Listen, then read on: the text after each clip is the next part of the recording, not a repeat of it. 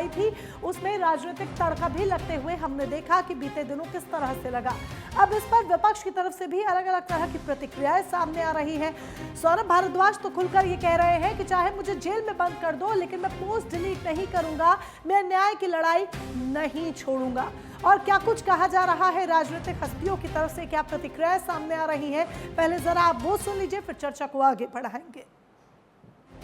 Ankita Bhandari case PIP, जब जब इनका प्रदेश में कुछ काम नहीं होता, मन नहीं जीत पाते, तो ये फिल इन दी ब्लैंक्स में कभी किसी का नाम भर देते हैं, कभी किसी का नाम भर देते हैं, कभी किसी का नाम भर देते हैं।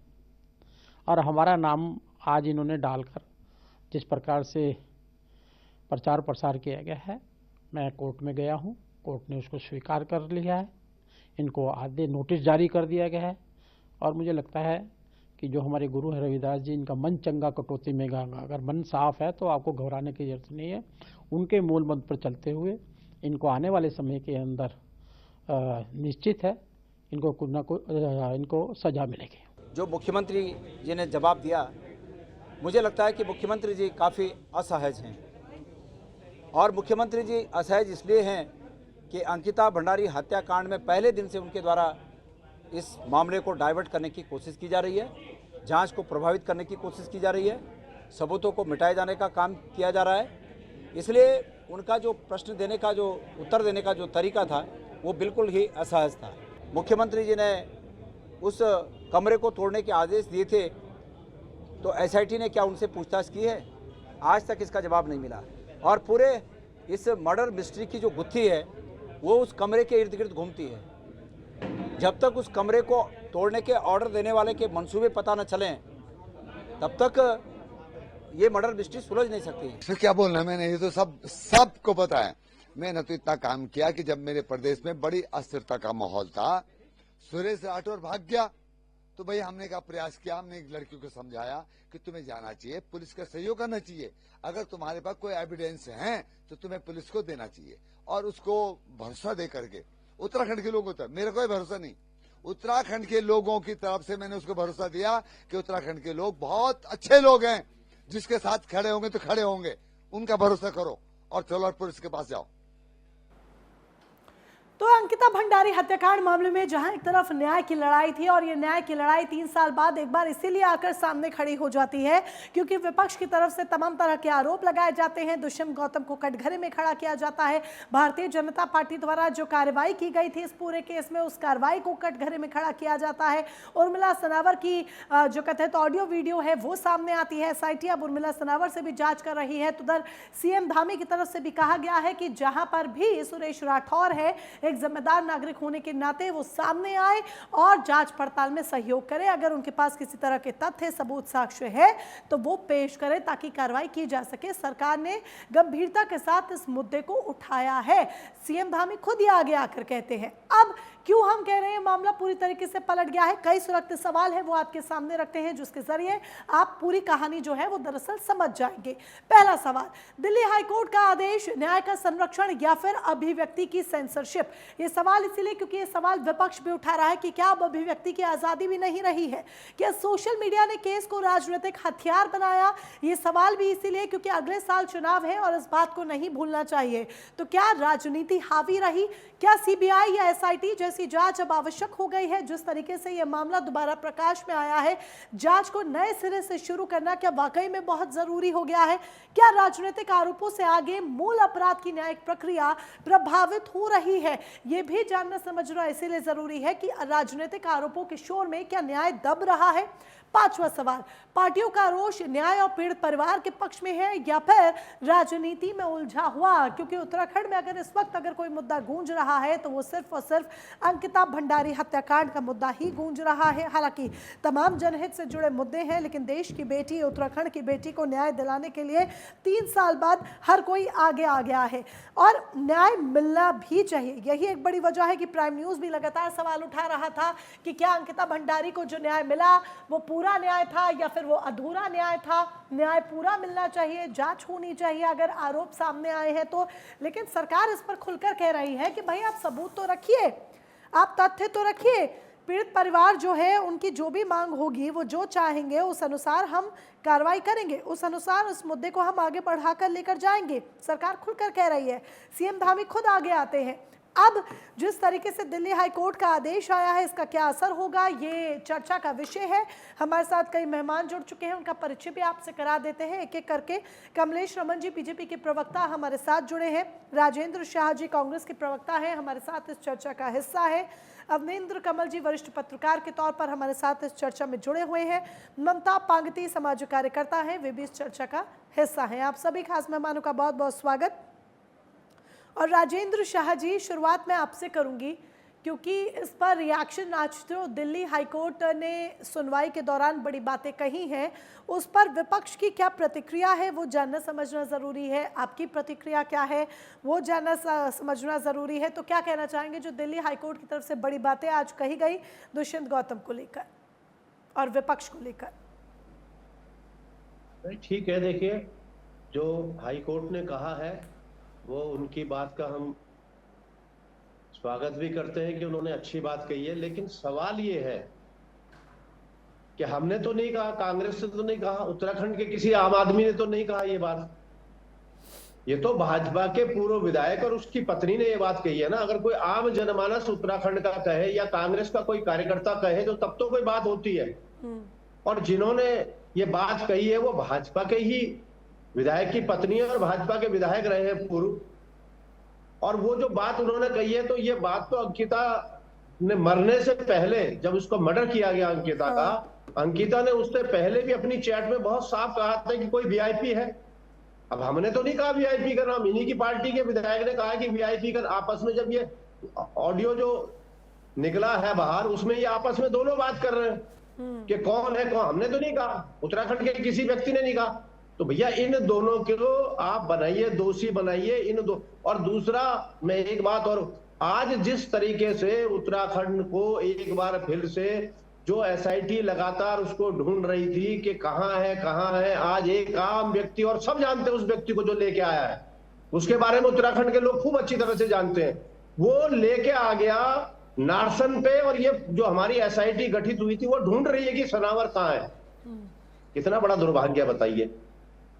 क्या एसआईटी को तो वो मिली नहीं, एक आम व्यक्ति उसको लेके आ गया और उनको आके बता दिया। और आज भी ये सवाल पूछ रहे हैं देहरादून में लोग कि भाई उर्मिला सनावर से तो अब जांच हो रही है ना। उर्मिला सनावर का खुद बयान सामने आता है, वो कहती हैं कि हाँ मैं उत्तराखंड आ रही हूँ, जांच में सहयोग करूंगी, और एसआईटी जांच कर भी रही है। अब उर्मिला सनावर से भी पूछताछ होगी तो सारा जो कच्चा चिट्ठा है वो तो खुलकर सामने अपने आप ही आ जाएगा ना। अब मोनिका जी, ये नहीं कहा उसने कि मैं आ रही हूँ, उसने ये कहा मैं सबूत लेके आ रही हूँ। इसको भी जोड़िए आप अपने उसमें। चलिए, और अच्छी बात है। तो आपने और अच्छी बात कही है कि हाँ, सबूत वही लेकर कह रहे आ कि मैं रही हूँ। सबूत लेके आ रही हूँ। तो यानी कि एसआईटी पर अब तो भरोसा करेंगे ना, कि एसआईटी को लेकर अगर सवाल उठ रहे थे, विपक्ष भी उठा रहा था, तमाम कार्यकर्ता भी उठा रहे थे, तो अब तो एसआईटी पर यानी भरोसा करेंगे ना, जब सबूत एसआईटी के आगे रख दिए जाएंगे।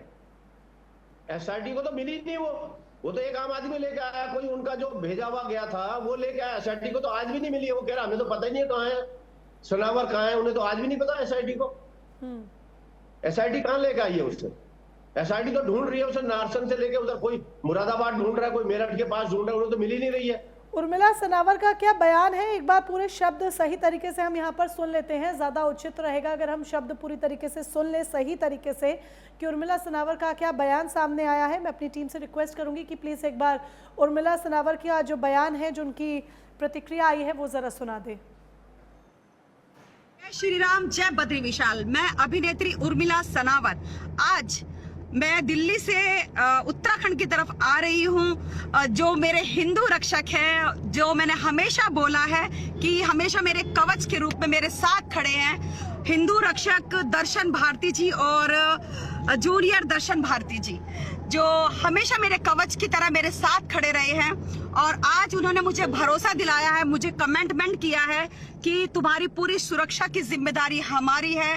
उत्तराखंड में अगर तुम्हें कुछ भी होता है, शासन प्रशासन तुम्हारा कुछ भी अगर नुकसान करती है, तो उसकी पूर्ण जिम्मेदारी हिंदू संगठन की होगी, और खाली दर्शन भारती जी नहीं। राजेंद्र शाह जी, उर्मिला सनावर ने कहा है कि मैं दिल्ली से उत्तराखंड आ रही हूं और जो तमाम हिंदू संगठन हैं, जहां पर उन्होंने दर्शन भारती जी का नाम गिनाया है और एक नाम और उन्होंने गिनाया, वो कह रही हैं कि मुझे उन पर पूरा भरोसा है। उन्होंने मुझे विश्वास दिलाया है कि आपको कुछ नहीं होगा। एसआईटी पे भरोसा नहीं है, मतलब उन्हें हिंदू संगठनों पे भरोसा है, सरकार पर और एसआईटी पे भरोसा नहीं है, मतलब कह दिया ना उन्होंने। ठीक कह है, दिया ना इसका उन्होंने जवाब कि भाई- कमलेश रमन जी देंगे कि क्या सरकार पर भरोसा, आखिर उर्मिला सनावर अगर उन पर उनके पास तथ्य हैं, उनके पास सबूत है अगर, तो क्यों वो एसआईटी पर और सरकार पर भरोसा नहीं कर पा रही हैं? इसका जवाब देंगे कमलेश रमन जी। राजेंद्र शाह जी की तरफ से सवाल है कमलेश जी, जिसका जवाब सरकार को ही देना होगा कि अगर सरकार ये कहती है कि हम संवेदनशील हैं इस पूरे मुद्दे को लेकर, हम गंभीर हैं, सीएम धामी खुद आगे आकर बयान देते हैं, विश्वास दिलाते हैं, तो फिर उर्मिला सनावर जो इतने समय से छिप रही थी, भाग रही थी, अब वो सामने आ रही हैं और जांच में सहयोग कर रही हैं, तो पहले उन्हें विश्वास क्यों नहीं हो पाया और अभी भी वो सरकार पर विश्वास क्यों नहीं जता पा रही हैं? नहीं नहीं, ऐसा नहीं है। देखिए, मैं सारी बातों का जवाब दूंगी, शाह जी की बात का भी और आपकी बात का भी।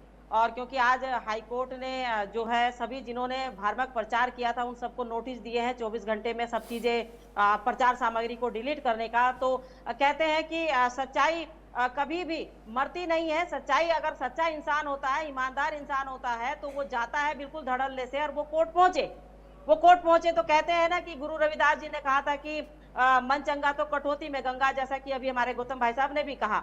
तो वो ईमानदार थे, वो सच्चे थे, इसीलिए कोर्ट पहुंच गए, क्योंकि उन्हें पता है कि मैं नहीं हूं कहीं तक भी, दूर दूर तक भी, मैं कहां पर मेरी ड्यूटी थी उन्हें मालूम है, इसलिए वो कोर्ट पहुंच गए सारे एविडेंस लेकर के। ये काम तो भाई देखिए कांग्रेस को या अन्य विपक्षी दलों को करना चाहिए था, जो आरोप लगा रहे थे। ये कोर्ट नहीं गए, 2 साल तक केस चलता रहा अंकिता भंडारी जी का कोर्ट के अंदर। एक बार भी कोई पैरवी करने के लिए नहीं गया, एक बार भी कोई उनके परिवार के साथ खड़ा होने नहीं गया कि चलिए हम आपके साथ कोर्ट में खड़े हो जाते हैं किसी प्रकार की।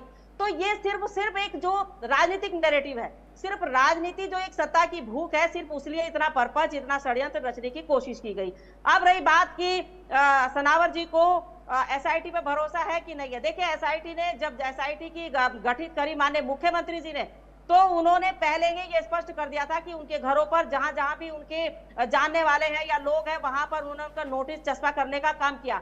और ये सारी चीजें सनावर जी को मालूम है और सनावर जी को आना ही था, क्योंकि जो उन्होंने बोला है, चाहे झूठ बोला है, चाहे सच बोला है, या जो भी एविडेंस है, अगर आपने पब्लिक प्लेस पर आकर के बोला है तो आपको एविडेंस तो देने पड़ेंगे, अन्यथा आप इस तरह से बोल करके भाग भी नहीं सकती। तो आना तो उनको था, उनकी मजबूरी थी। दूसरी बात, सुरेश राठौर जी सबसे बड़े दोषी तो वही माने जाते हैं। अगर आपके पास इतने वर्षों तक, 2 साल तक ट्रायल चलता रहा केस कोर्ट में, आपने इनको दबा के रखा, तो आप कोर्ट में अगर ये जमा करते हैं एविडेंस, तो जो आज इतना हल्ला मचाने का, झूठ, जो परपंच, जो षड्यंत्र रचने का काम कर रहे हैं, कम से कम आज को ना होता। तो जो लोग दोषी हैं, अब जांच हो जाएगी तो सारी चीजें सामने आ जाएंगी, एसआईटी अपनी जांच पूरी करेगी और कोर्ट से जो दुष्यंत गौतम जी ने रखा है वो वहां से जांच हो जाएगी। देखिए, सारी चीजों के ऊपर अगर हम अंकिता बहन की माता पिता की भावनाओं को देखें, जैसा कि माननीय मुख्यमंत्री जी ने कहा कि हम सब तो अलग से बैठे हैं, भावनाएं सबकी एक हैं, सब राजनीतिक दलों की भावनाएं भी हो सकता है,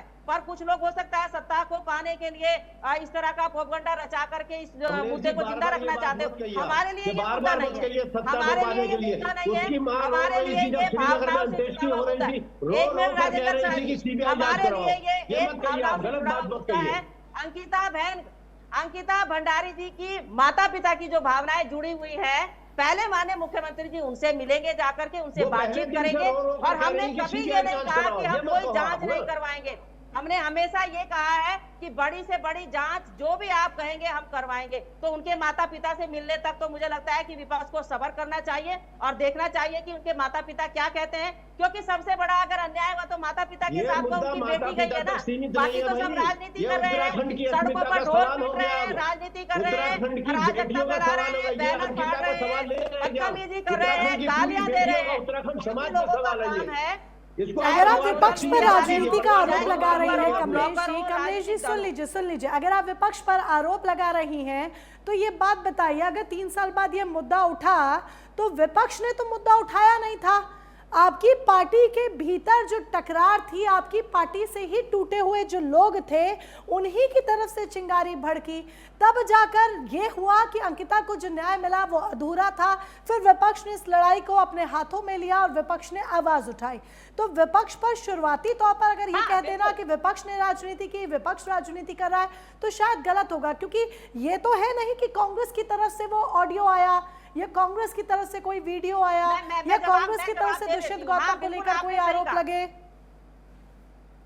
जी बोलिए। जी बिल्कुल आपने सही कहा, हमने कब आरोप लगाया? बार-बार कांग्रेस को मत इनकी, कांग्रेस का नाम मत लीजिए, हमारे को हम ये कह रहे हैं कि जो विपक्ष का किया धरा षड्यंत्र था वो सामने आएगा जब सनावर जी से जांच हो जाएगी। आप मुझे एक बात बताइए, वो उनका एक अपना अंदरूनी जो भी रहा उससे हमें व्यक्तिगत कुछ लेना देना नहीं है, लेकिन अगर उन्होंने कोई पब्लिक प्लेस में कोई चीज बोली है तो उसके एविडेंस तो उनको देने पड़ेंगे, उनको बताना पड़ेगा और वो बताएंगे। लेकिन यहाँ पर कम से कम विपक्ष को इतना पेशेंस रखना चाहिए कि उनके माता पिता से पूछताछ हो जाए, उनके माता पिता से बातचीत हो जाए और एसआईटी की जो जांच है वो पूरी हो जाए, उसके बाद आप बात करें। लेकिन आप कहीं ना कहीं अराजकता फैलाएंगे, बैनर फाड़ेंगे, लोगों के घरों में घुसेंगे, गालियां देंगे, बदतमीजी करेंगे और एक प्रदर्शन, एक बेटी के नाम से जिस तरीके से कांग्रेस पार्टी प्रदर्शन कर रही है या अन्य राजनीतिक दल, उसकी आत्मा वाकई रोती होगी ऊपर बैठ करके और ये कहती होगी कि ये राजनीतिक दल किस तरीके से मेरे नाम को इस्तेमाल करके अपनी राजनीतिक रोटियां सेक रहे हैं।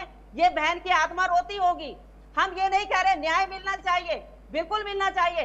तो भाई आप कोर्ट चले जाते, किसी ने रोका तो नहीं था आपको, आप कोर्ट क्यों नहीं गए?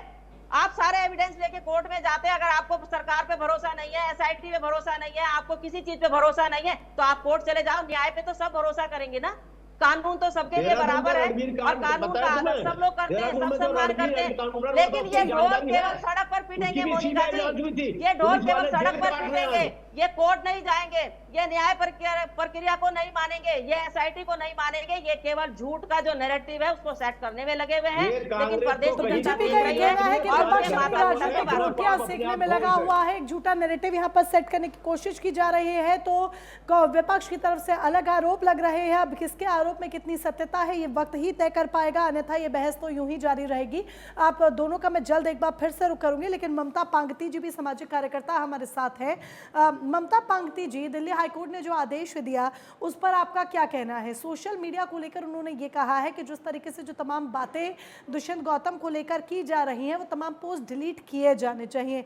क्या आप इस आदेश से पूरी तरीके से सहमत हैं या फिर ये लगता है आपको कि अभिव्यक्ति की आज़ादी पर भी अब सेंसरशिप लग रही है? नहीं मोनिका जी, ऐसा बिल्कुल भी अभिव्यक्ति की आजादी पे कोई सेंसरशिप लग रही हो, लेकिन मैं आपसे ये कहूंगी कि अपराधी चाहे कोई भी हो वो कानून से बड़ा नहीं हो सकता। और जहां तक हमारे उत्तराखंड की बात है, हमारी धामी सरकार की बात है, तो मैं आपको बताऊं कि आज भी उत्तराखंड अगर महिलाओं की दृष्टि से कहा जाए तो बहुत ही सुरक्षित प्रदेश के रूप में जाना जाता है, ये देवभूमि के रूप में जाना जाता है। और यहाँ पर अगर एजुकेशन हब की बात की जाए तो बहुत सारे देश विदेश से हमारी बहनें, हमारी बेटियां यहाँ पढ़ने के लिए आती है। तो आप इस बात को इस परिप्रेक्ष्य में तो नहीं ले सकते हैं कि इसको राजनीतिक एक मुद्दा दे दिया जाए कि भाई अंकिता जो ये प्रकरण हुआ है, हमारी पहाड़ की बेटी है, वो हमारा दर्द उसके साथ में है, जब तक उसको न्याय नहीं मिलेगा हमको भी चैन नहीं मिलेगा। तो ये है कि अंकिता के साथ हम सब हैं, लेकिन न्याय प्रकरण, न्याय प्रणाली पे हमें विश्वास होना चाहिए। अगर न्याय पे हमें विश्वास होगा तभी जाकर के क्या होगा कि छोटे से छोटा लोग कोई भी होगा, चाहे रिस्पेक्टिव ऑफ उनकी फाइनेंशियल कंडीशन, वो अपनी बात को आगे रख पाएंगे।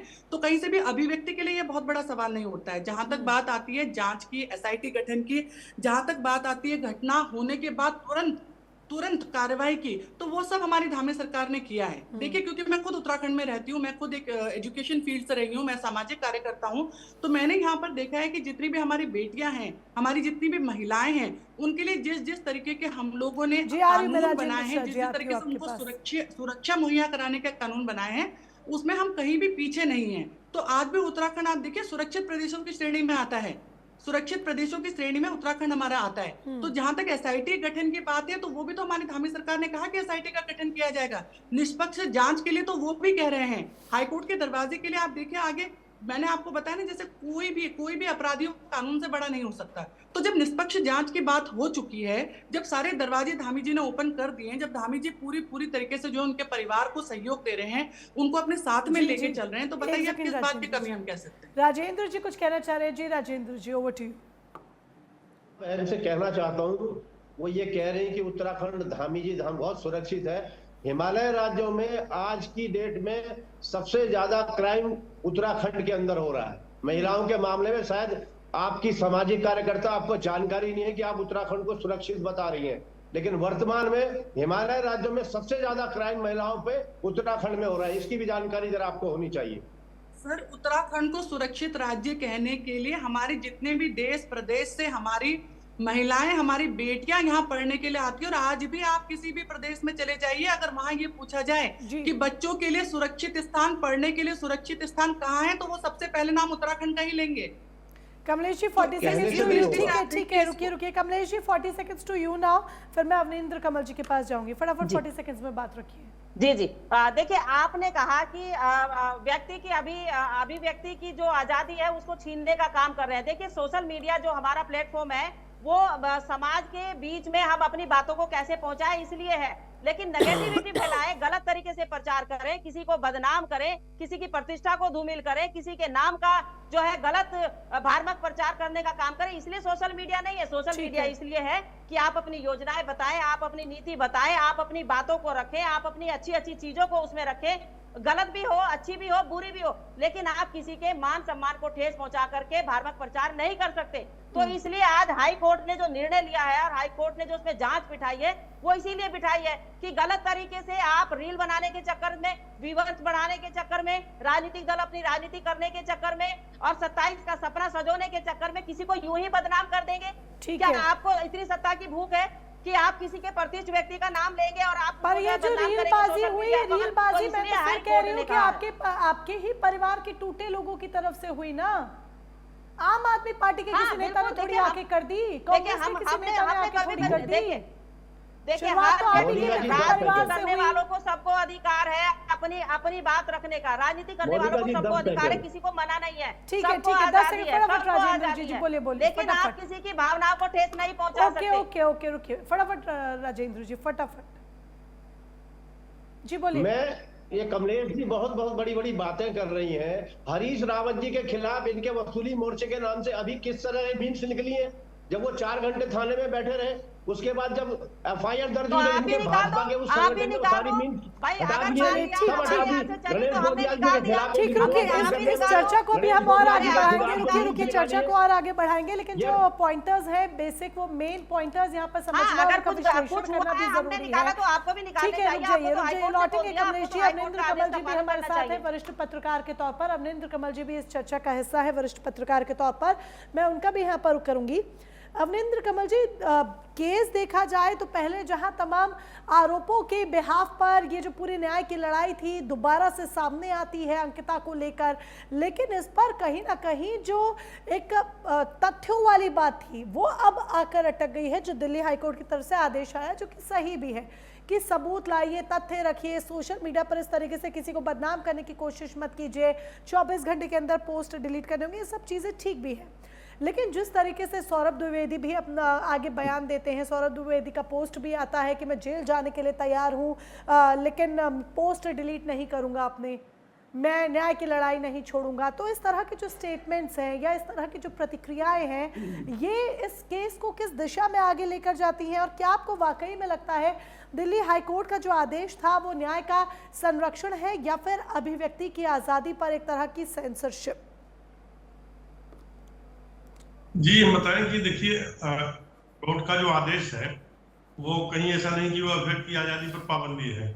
सोशल मीडिया पर बिना सबूत के दुष्यंत गौतम का नाम जिस तरह से लपेटा गया है और तमाम तरह की गलत टिप्पणियां की गई हैं, उसको अदालत ने भेजा माना है। और ये होना भी चाहिए कि अगर साक्ष्य नहीं है तो अदालत को यही करना चाहिए था जो कि उसने आदेश दिया। अब रही बात पूरे घटनाक्रम पर, जैसा कि बीजेपी कह रही कि कांग्रेस इसमें सियासी रोटियां सेक रही है, तो मैं इसको नहीं मानता हूं।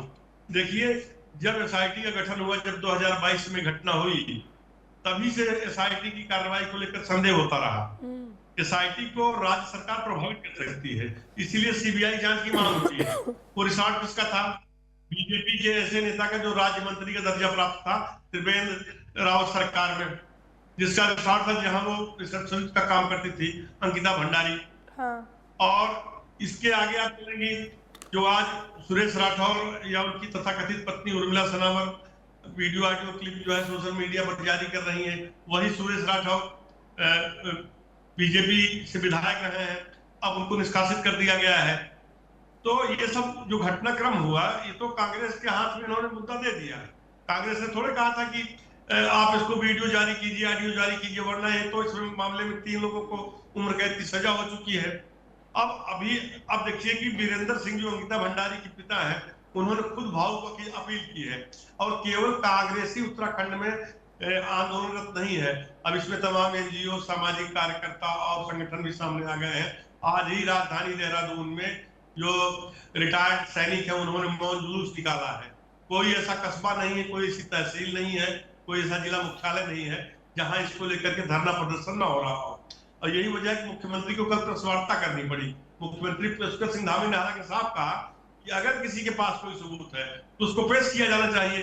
अब सवाल यहाँ ये उठता है कि बड़े बड़े अपराधियों को तो आपकी पुलिस खींच लाती है, नेपाल से और कहां से। उर्मिला सनावर और सुरेश राठौर को नहीं पकड़ा जा रहा है, वो लापता है।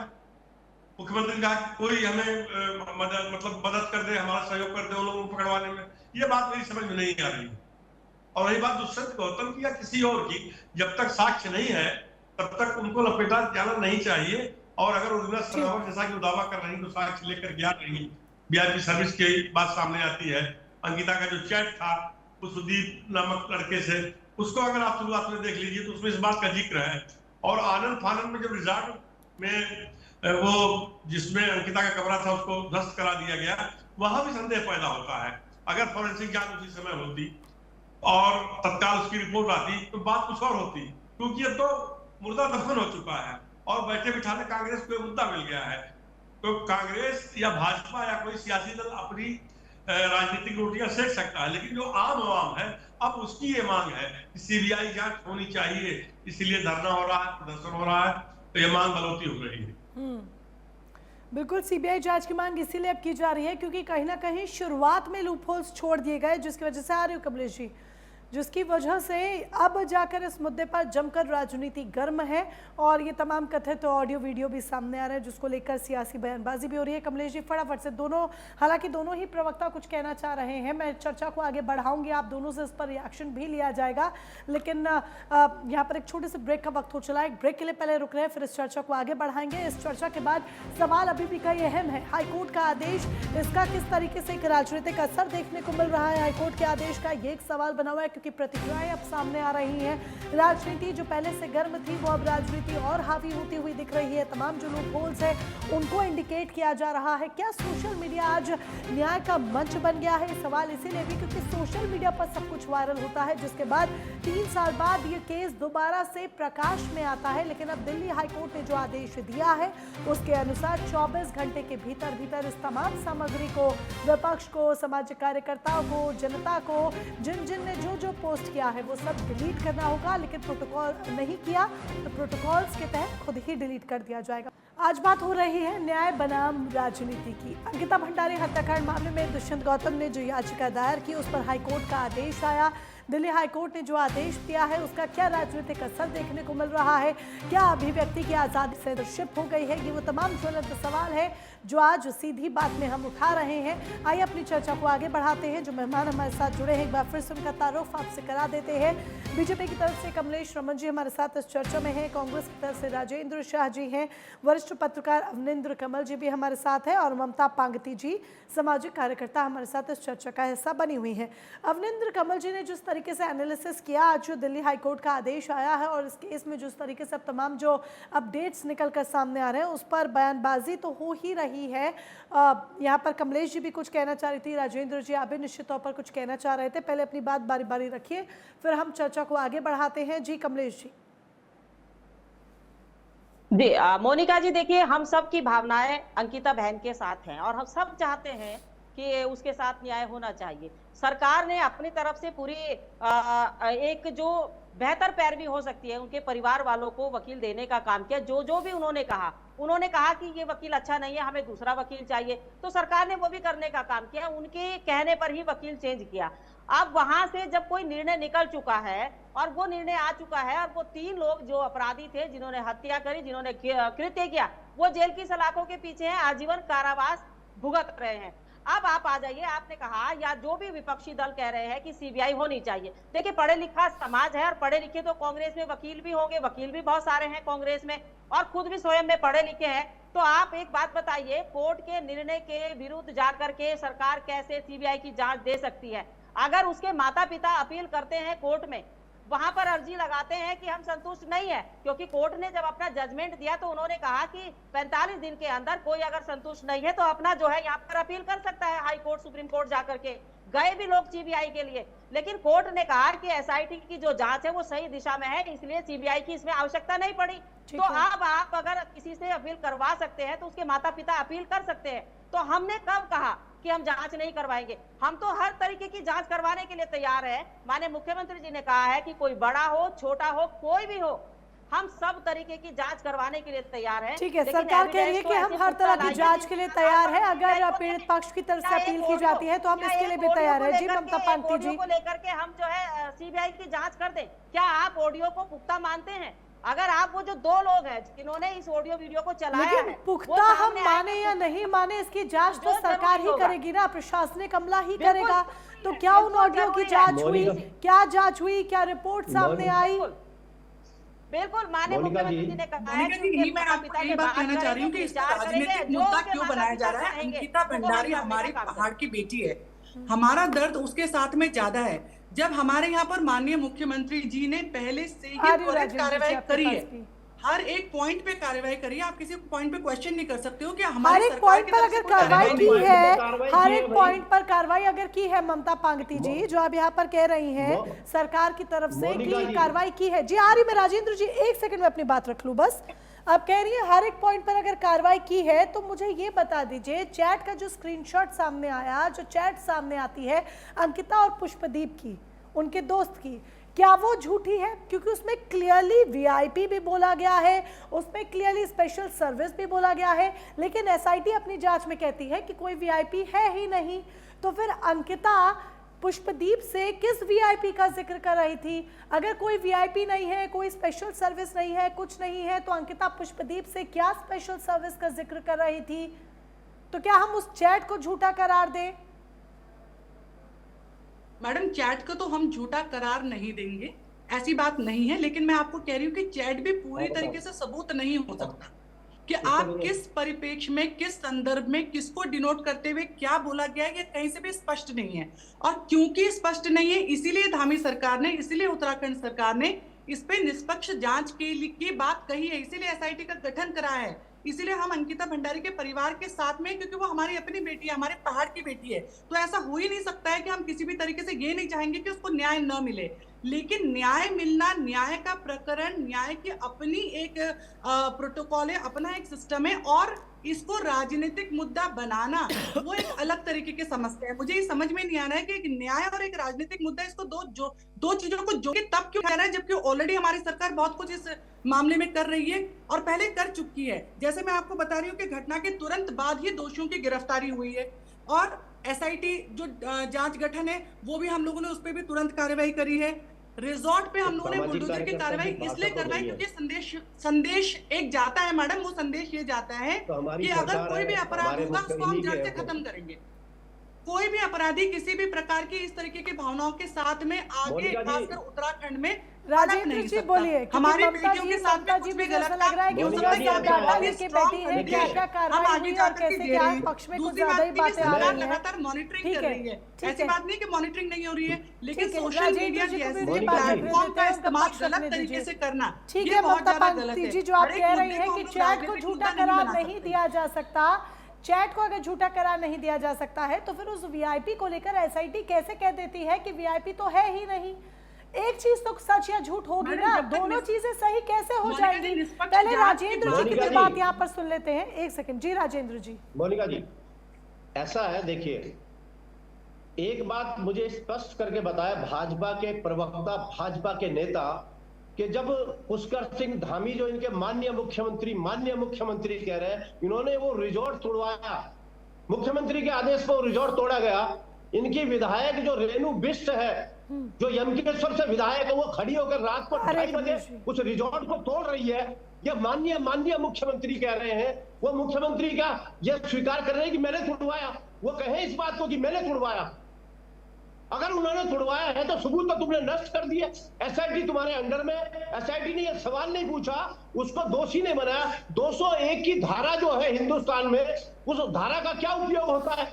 उसका उपयोग होता है साजिश के तहत। ये साजिश के तहत जब रात को 2:30 बजे आप उस बंदरा रिजॉर्ट को तोड़ रहे हैं, वो सबूत मिटा रहे हैं, जहां वो बिटिया रहती थी उसके 1 बार आग लगाई, 2 बार आग लगाई, उसको सफाई करके उसका सारा सामान आपने नदी में गिर दिया, और आप कह रहे हैं माननीय काय के माननीय है वो? ठीक है, माननीय इसलिए है क्योंकि उत्तराखंड, जैसा कि मैं आपको शुरू से भी कह चुकी हूँ, मैं शुरू से भी आपको कह चुकी हूँ कि उत्तराखंड में हमने उसके लिए केवल अपने मानने नजर आते हैं, लेकिन जो सत्ता पक्ष में वो मानने नजर नहीं आते। ये मुख्यमंत्री जवाब देंगे, और तुम्हारी विधायक राजेंद्र शाह जी की बात का जवाब दूं मैं? राजेंद्र जी, कमलेश जी जवाब दे रहे हैं, कमलेश जी जवाब दे रहे हैं, जब सवाल कर रहे हैं उसका जवाब कमलेश जी दे रहे हैं, सुन लीजिए।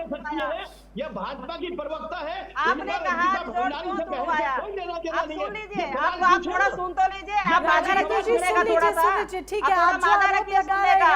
आरोप लगाना भाजपा नहीं होता, कांग्रेस का काम, सुनना भी काम होता है। अब इन्होंने कहा कि रिजॉर्ट क्यों तोड़वाया। देखिए, रिजॉर्ट टूटने से पहले, डोजर आने से पहले 24 घंटे पहले उनको इतला दी गई, और सारी जो एजेंसियां उसमें उस समय जांच कर रही थी। सबको कहा गया कि आप अपने एविडेंस कलेक्ट कर लीजिए, जो जिसको जो करना है, फोटो लेने हैं, आपको जो चीजें यहाँ से उपलब्ध करनी है इस पूरे होटल में से आप ले सकते हैं। इसीलिए अरे 1 मिनट भाई राजेंद्र साहब जी, आप तो अब कूदे। मैं झूठ बोलने से काम नहीं 500 पन्नों की चार्जशीट हाई कोर्ट में दाखिल होती है, और उसमें बकायदा एसआईटी वीआईपी से लेकर के तमाम चीजों का जिक्र करती है, और 1000 से ऊपर लोगों से बात करती है, गवाहों से बात करती है। जो छोटे से छोटा क्लू था उसको भी एसआईटी ने उसमें लिखने का काम किया, रखने का काम किया, पूछताछ करने का काम किया। भाई मुझे एक बात बताइए, आप कह रहे हैं चलिए होटल टूटने से आपको परेशानी हो गई, होटल टूटने से आपको परेशानी हो गई, तो 2 साल तक ट्रायल चल रही थी ना राजेंद्र शाह जी, एक अच्छा सा वकील खड़ा कर देते ना। अरे एक बढ़िया सा वकील खड़ा कर देते, आपके पास तो है ना कपिल सिब्बल जैसे वकील कर देते खड़ा एक वकील, अगर सही मायने में आप अंकिता भंडारी को न्याय दिलवाते। अगर आप सही मायने में अंकिता बहन को न्याय दिलवाने की बात करती कांग्रेस, तो ये बड़े से बड़ा वकील खड़ा करती, कहती हमें विश्वास नहीं है सरकारी वकील पर। लेकिन ये केवल राजनीति करते हैं, ये केवल गलत धारणाओं को पैदा करते हैं। अवनिंद्र कमल जी, तीनों पक्षों की बातें आप सुन रहे हैं, मैं आऊंगी, ममता जी आपके पास भी आती हूँ। अवनिंद्र कमल जी, आप तीनों पक्षों की बातें सुन रहे हैं, सारी बातें हो भी रही हैं, क्या अब अंकिता भंडारी हत्याकांड, उत्तराखंड की बेटी अंकिता सिर्फ एक मुद्दा बनकर रह गई है? क्योंकि हम ये नहीं भूल सकते कि आगे आने वाले वक्त में चुनाव है, चुनाव से पहले किस तरीके से प्रदेश में माहौल उत्पन्न होता है, आरोप प्रत्यारोप, छीटाकशी ये सब होती है, तो सिर्फ इसे एक राजनीतिक मुद्दा बना दिया जा रहा है अब, और न्याय की बातें, न्याय की लड़ाई वो सिर्फ जुबान पर चढ़कर रह गई है, लेकिन इसके असल मायने कहीं खो गए हैं। देखिए, जहां तक इस मुद्दे की बात है तो ये काफी गर्म हो चुका है, और ये जो चिंगारी 16 बनी है, मैं आपको बता दूं कि वह भारतीय जनता पार्टी के भीतर से ही बनी है। अभी कुछ दिनों पहले हरिद्वार में जो वहां के सांसद हैं और पूर्व मुख्यमंत्री त्रिवेंद्र सिंह रावत, उन्होंने भी कहा कि नहीं, दोषी कोई हो बख्शा नहीं जाना चाहिए, जांच होनी चाहिए। तो इसको आप क्या कहेंगे? सच्चाई ये है कि धामी लगातार सरकार को चला रहे हैं और तमाम सारी विकास योजनाएं क्रियान्वित की जा रही हैं, लेकिन असंतोष पूरे राज्य में है और पार्टी में भी असंतोष है। कई ऐसे वरिष्ठ नेता जो दरकिनार कर दिए गए, चाहे वो मदन कौशिक हो या फिर प्रेमचंद अग्रवाल को इस्तीफा देना पड़ा किसी टीका टिप्पणी पर। त्रिवेंद्र सिंह रावत को भी कहा जाता है बीच बीच में, जो फिर एक बार मुख्यमंत्री पद के प्रबल दावेदार हैं, और भी तमाम लोग हैं। लेकिन सबको दरकिनार करे कि वह चेहरा जो उनके नेतृत्व ने लाया और वो शायद इतिहास अपने आप को उत्तराखंड में दोहरा रहा है। पंडित नारायण दत्त तिवारी के बाद पुष्कर सिंह धामी ही ऐसे होंगे जो 5 साल तक सरकार चला पाएंगे, अगर चलती है तो, कोई नया प्रयोग नहीं होता है तो सियासत की जहां तक बात है वो भाजपा के भीतर भी कला चल रही है और इसको कांग्रेस को बैठे मैंने पहले बताया एक अवसर मिल गया है, क्योंकि बीजेपी के ही पूर्व विधायक सुरेश राठौर वही इनको इस मुद्दे को उछालते हैं। मतलब उनकी जो सहयोगी है तथाकथित पत्नी उर्मिला सावंतकर वो वीडियो जारी करती हैं, अचानक ऐसा क्या होता है? तो इसके पीछे कहीं न कहीं सियासी लोग भी हैं। और रही बात अंकिता की, तो उसके पिता का दर्द, उसकी माता का दर्द, उसके परिजनों का दर्द आज भी कायम है, वो फैसले से संतुष्ट नहीं है। जैसा कि आपने कहा कि उसकी चैट में वीआईपी का जिक्र है, तो आप आनंद फानंद क्यों रिसार्ट करवा देते हैं? ये सवाल उठता है, संदेह यहाँ पैदा होता है कि सबूत मिटाने के लिए ऐसा किया गया, वीआईपी को बचाने के लिए ऐसा किया गया। अब सच्चाई जो अदालत के पास तो साक्ष्य होना है, अगर साक्ष्य नहीं है तो कई बार जी आर्य ममता जी आपसे भी रिवर्ट लूंगी। जी बोलिए कमलेश जी। कमल जी, जो गुस्सा था, अचानक जो गुस्सा वहां पर पैदा हुआ वो हुआ है, और 24 घंटे पहले बता दिया था एसआईटी को, जो जांच कर रहे थे कि आप अपने एविडेंस कलेक्ट कर सकते हैं, तो वो गुस्सा था उस समय, लेकिन ये नहीं मालूम था कि वो एक शक्ति सुई घूम जाएगी। मुझे लगता है कि हम सब मिलकर के अंकिता बहन के साथ खड़े हैं, कमाल है, आज क्यों हम सब अंकिता के साथ खड़े हैं, लेकिन सरकार ने अपनी तरफ से अंकिता का साथ देने का काम किया, लेकिन विपक्ष ने हर पल केवल अपनी राजनीति करी है। लेकिन रिजॉर्ट जिस तरीके से कमलेश जी सवाल वहीं के वहीं खड़े हो रहे हैं ना। सरकार ये कहती है, अगर सरकार कहती है कि संवेदनशीलता के साथ कार्रवाई हुई, तो फिर कार्रवाई पर सवाल क्यों खड़े हो रहे हैं? जारी करने वाली है। अभी क्यों जरूरत पड़ रही है कि मैं गीता के परिवार से मिलूंगा जाऊंगा? इसके पहले कोई पूछने वाला था? कोई सरकारी नुमाइंदा गया? बिल्कुल मिलने गए, बिल्कुल कमल जी मिलने गए, मुख्यमंत्री जी मिलकर आए हैं, उनको बात की है उनसे, ऐसा नहीं है। मुख्यमंत्री जी पहले भी मिलने गए हैं और अब जरूरत पड़ी है फिर मिलने जाएंगे और बात करेंगे उनकी भावनाओं की, और पूछेंगे अगर उनकी भावनाएं होंगी तो हर तरीके की जांच कर देंगे। किसी से पीछे थोड़ी हट रही है सरकार, सरकार तो कह रही है हम जांच करने के लिए तैयार है। उनके माता पिता से बात कर ले दीजिए। आपके कहने से सीबीआई नहीं बैठेगी, किसी और के कहने से सीबीआई नहीं बैठेगी, कांग्रेस के कहने से सीबीआई नहीं बैठेगी। कोर्ट में आपको अर्जी देनी पड़ेगी, कानूनी प्रक्रिया है, कानूनी प्रक्रिया है, उसके तहत आपको चलना पड़ेगा। प्लीज एक एक करके बोलिए तभी बात समझ में आएगी। एक सेकंड मोनिका जी, जैसे हम अगर सीबीआई की जांच करते हैं तो उनको जमानत मिलती है, ये चाहती है कांग्रेस ये चाहती है कि उनको जमानत मिल जाए क्या? अरे भाई, उनकी माता हाई कोर्ट में देगी अपील, उसके बाद जो भी जांच होगी सारी जांच हो जाएगी। लेकिन आप चाहते हो सरकार इसमें घोषणा करे और वो पूरी जांच को जीरो कर दे। ऐसा संभव नहीं है, ऐसा संभव नहीं है, जांच जीरो हो जाए ऐसा संभव नहीं है। एक सेकंड प्लीज, ऐसी बात समझ नहीं आएगी। राजेंद्र जी रुक जाइए जरा। कमलेश जी आपने अपनी बात रखी, फटाफट से आपने इंद्र जी बोलिए। एक सेकंड राजेंद्र जी, मैं आपके पास भी आऊंगी, ममता जी आपके पास भी आऊंगी। बीजेपी का कांग्रेस पर, कांग्रेस का बीजेपी पर तो आरोप प्रत्यारोप चलता रहेगा। जैसा कि अभी उन्होंने कहा भाजपा प्रवक्ता मैडम ने कि मुख्यमंत्री वहां जाएंगे, उनसे मिलेंगे, ये जरूरत क्यों मान पड़ रही है? वीरेंद्र सिंह जो अंकिता के पिता हैं, उन्होंने भावुक अपील की है, उसको पढ़िए, वो पत्र उन्होंने जारी किया है। ऐसे नहीं पूरा आवाम सड़कों पर उतर आया है, रोज धरना प्रदर्शन हो रहा है, कहीं न कहीं तो कोई खोट है। सजा होगी, मैं मानता हूँ, एसआईटी के गठन हुआ, उनको उम्र कैद की सजा होगी। आप ही चले जाइए, आप वरिष्ठ पत्रकार हैं, आप ही चले जाइए कमल जी के माता पिता जी से मिलने के लिए।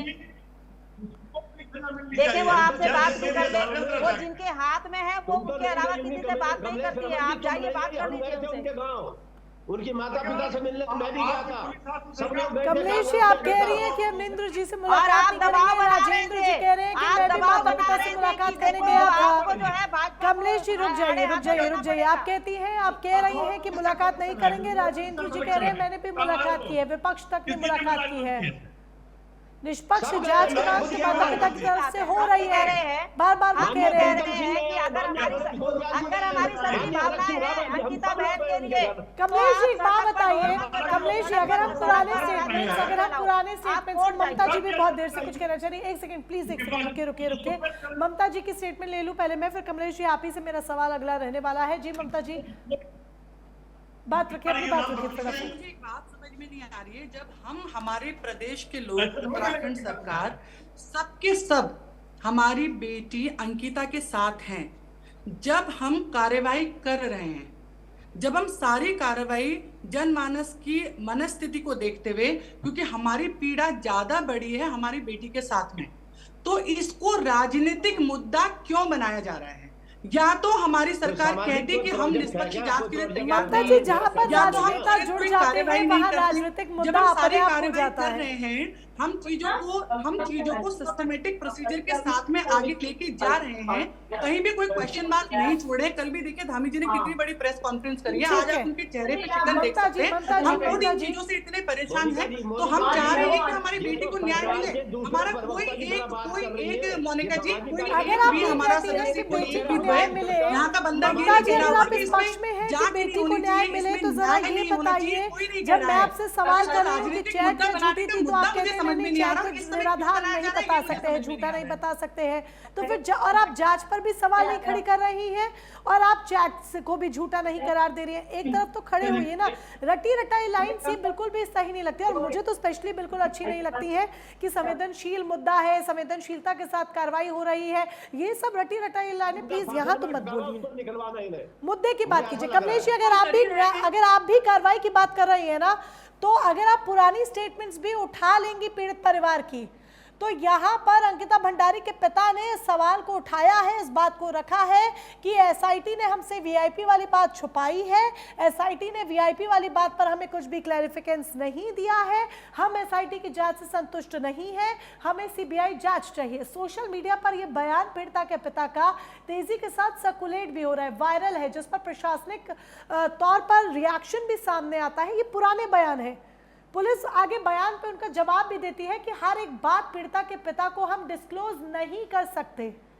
ठीक है, तो जब शुरुआत से डे वन से पीड़िता के पिता ने अगर इस बात को उठाया कि वो एसआईटी की जांच से संतुष्ट नहीं है, तो जांच की दिशा और दायरा तो बढ़ाना चाहिए था ना। आर्य में राजेंद्र जी, दो सवाल कमलेश जी आपसे। पहला, जांच का दिशा और दायरा बढ़ाया जाना चाहिए था।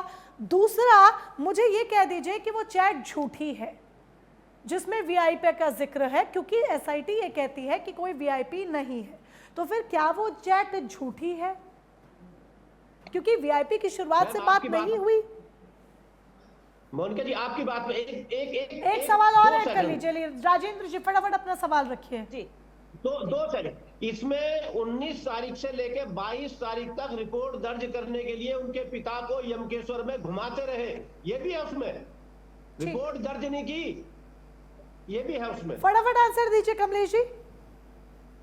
जी देखिए, आपने कहा कि उनकी जो चैटिंग है कि वो झूठ है या सच है। देखिए 500 पन्नों की जो चार्जशीट कोर्ट में दाखिल हुई है, उसमें बकायदा उसका भी जिक्र है, तभी तो अब वो सोशल मीडिया पर आई है, क्योंकि एसआईटी ने निकाली है कि हमने हर चीज का उसमें तथ्य रखा है कोर्ट के सामने। हमने कहा है कि इसका भी जिक्र है, इसका भी जिक्र है, उसका भी जिक्र है, तमाम लोगों का जिक्र है, वो सब उसमें है 500 पन्नों की चार्जशीट में।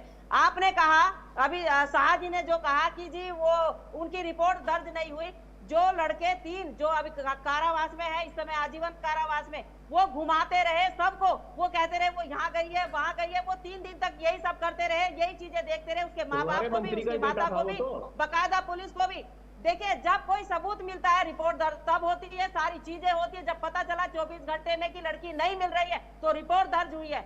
लेकिन एक बात मुझे बताइए, अगर आप इतने हितैषी हैं, मैं कह रही कि चलिए ठीक है, पिछली बात को मार दीजिए गोली, कोई बात नहीं है, दिक्कत नहीं है, तो आप अब आपके पास एविडेंस है, आप कोर्ट क्यों नहीं जाती? कांग्रेस क्यों सड़क पर नाटक कर रही है? क्यों सड़क पर ढोल पीट रही है? क्यों अराजकता फैला रही है? क्यों बैनर फाड़ रही है? क्यों लोगों के घर में जाकर के उनकी माताओं को गालियां दे रही है? बताइए मुझे, जाए ना कोर्ट। अगर हम झूठे हैं तो विपक्ष विपक्ष अराजकता फैलाने का काम कर रहा है। अंकिता भंडारी हत्याकांड के मुद्दे के नाम पर राजेंद्र शाह जी फटाफट से आंसर दीजिए, फिर कार्यक्रम को यहाँ पर समाप्त किया जाएगा। कांग्रेस में, नारी निकेतन कांड कांग्रेस में, बिहारी कांड कांग्रेस में। अपने समय पर तो दही जम जाती है, दूसरों के समय पर आप राजनीति करो। हम अंकिता बहन के साथ हैं और न्याय दिला। सवाल अभी भी कई ऐसे सुलगते हुए हैं जिनका जवाब बहुत जरूरी है, जो कहीं ना कहीं राजनीतिक बयानबाजी के बीच में फंसते हुए दिखाई दे रहे हैं और उनका जवाब भी फंसता हुआ ही दिखाई दे रहा है। फिलहाल आप सभी खास मेहमान हमारे साथ जुड़े, इस चर्चा का हिस्सा बने, उसके लिए बहुत बहुत शुक्रिया आपका। और वाकई में न्याय की लड़ाई राजनीतिक बयानबाजी के बीच में कहीं फंस कर रह गई है। सवाल कई ऐसे हैं जो मन में बार बार कौंध रहे हैं और वो सवाल बार बार पूछे भी जा रहे हैं, लेकिन जवाब के नाम पर सिर्फ और सिर्फ गोलमोल जवाब ही मिलता है। कोई सत्य जवाब या तर्क के आधार पर जवाब नहीं मिल रहा है। सच्चाई क्या है, ये जब जांच पड़ताल अब नए सिरे से एक बार फिर से हो रही है, एसआईटी पूछताछ कर रही है, उर्मिला सनावर से भी होगी। सुरेश राठौर की उम्मीद है जल्द सामने आ जाए। अभी तो फिलहाल मिस्टर गायब बने हुए हैं, तो मिस्टर गायब जब सामने आ जाएंगे तो उनसे भी पूछताछ होगी, तो शायद जो कच्चा चिट्ठा है वो पूरा खुलकर सामने आएगा। क्या अंकिता को वाकई में न्याय मिल पाएगा असल मायनों में, ये सवाल अभी भी लगातार उठ रहा है।